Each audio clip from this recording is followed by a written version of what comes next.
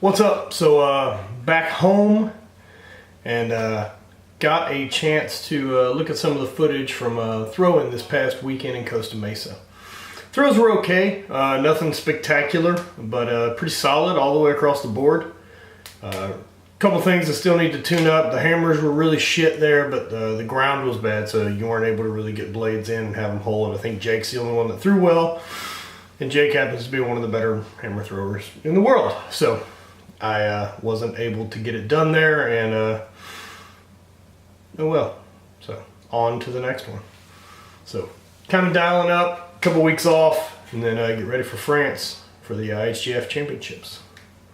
So check out the video, share, leave some comments, and I did some slow-mo of each of the throws, and then I'm going to do a little audio commentary of the throws and kind of what I'm working on and what I'm seeing fail and what I need to fix.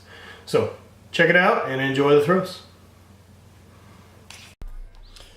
So here's a little review of the throws I took this weekend. Missing a couple things, really not quite getting my hip through the end of the throw and lining things up. Throws worked out pretty well. Stone, I managed to go 57-10 in some of the extras. And I think 54 or so during regular throws.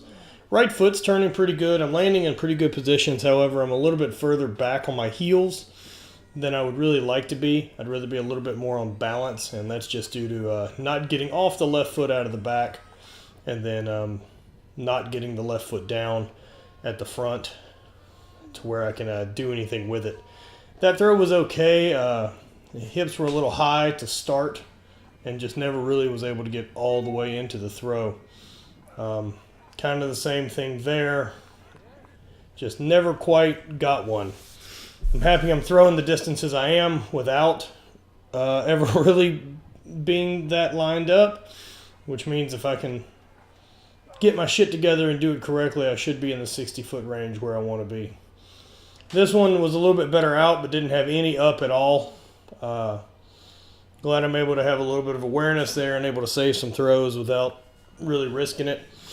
Heavyweight for distance really didn't have the feel it did the week before with the 48-foot 2. I think I finished about 41. One of the big issues, had a tweak in my left groin, and so not really able to pull myself and transfer weight onto that left leg to finish the throw. And it's stupid. As soon as there's one little nagging thing, you back off a little bit, and it changes kind of everything you're doing, and so then you avoid it, and something else goes stupid. So I'm also carrying too far forward on the cast. You can see I'm landing all the way out of the back of the trig and then driving to the front. I'd rather really replace that right foot and get down. But that's something I've been dealing with since I lost the weight.